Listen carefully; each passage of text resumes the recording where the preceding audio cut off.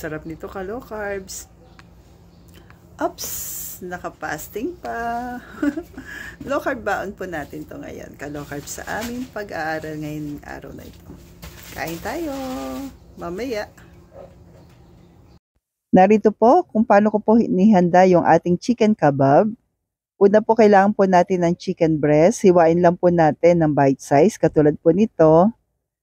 Pwede rin po chicken thigh. And please don't forget to like and follow po para updated tayo sa ating mga low carb meal, low carb dessert, low carb kaalaman natin everyday. Thank you po and God bless.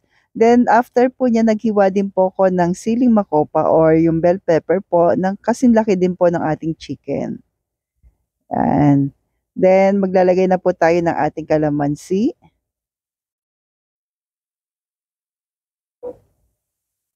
Parsley po na hiniwa natin na maliliit, garlic powder po, paprika. Yan po yung garlic and onion. At kung umabot ka po sa part nito ka low carbs, okay lang po ba malaman kung ano po yung baon mo po lagi na hindi mawawala po. Asin, paminta, mayo, naglagay na rin po tayo. Sa akin po ay boiled egg. Mas madali kasi ihanda.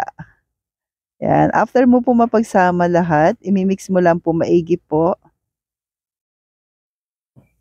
Kasi yung boiled egg, napakadali lang po ihanda kahit nga may ginagawa tayo. Pakuluan mo lang po ng 5 minutes to 6 minutes. Ay, meron ka ng baon, di ba po? Mayaman pa sa protina.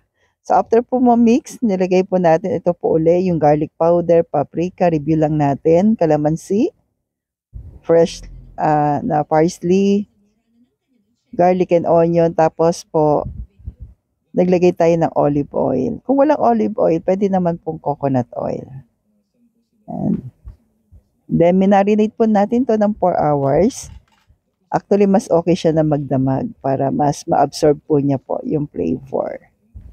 Yan, mix lang po natin maigi, ka-low carbs. Then, takpan natin. After nyan, then ito na po, after na marinate, binabad natin sa tubig yung ating stick, barbecue stick. Bakit po? Kasi po para hindi madaling masunog. So, ganito po natin siya in-stick po. And so, air fryer ko po ito lulutuin ka low carbs. Kung wala po, pwede naman siya sa grill po natin. Pero sa ituit po na bantayan natin para hindi po siya masunog. Kasi na-try ko siya before nung una ko mong uluto, madali lang talaga masunog. Kaya ngayon air fryer po. So nag-brush na rin po ako ng oil sa ating air fryer. Ibibake po natin ito ng 200 Celsius po in 15 minutes. Yan. Pero ito na po yung ating sauce. Ihanda po natin. Garlic, parsley, salt.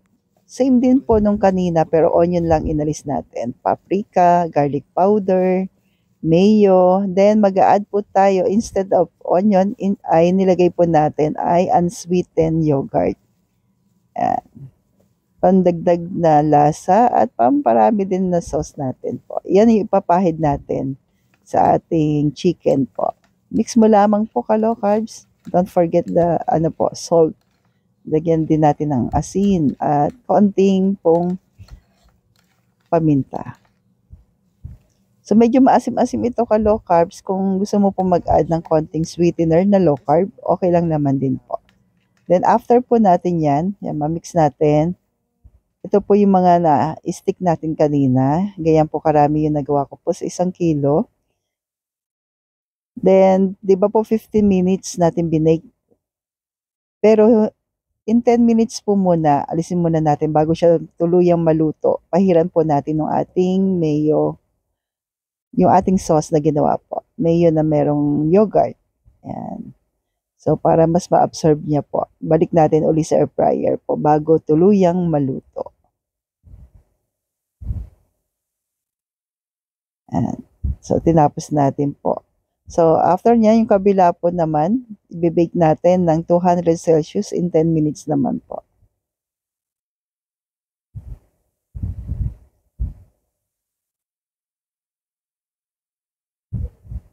Yan, balik natin. Pwede niyo na po lagyan din ng sauce kung gusto niyo po. Bago natin ibalik. So, 200 Celsius din pa rin po.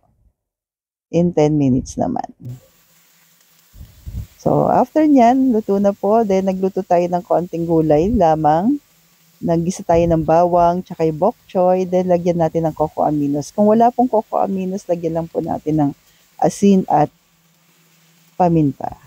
Pwede naman po. Sa tandaan, unahin kainin po yung ating protina bago po yung ating gulay para mas mabusog po tayo sa ating protina. So after po yan, pagluto na, pahiran din natin ng ating sauce. Yan, mas masarap. At boiled egg na pabalit ko po sa rice. So stay healthy, stay local. Local po. God bless.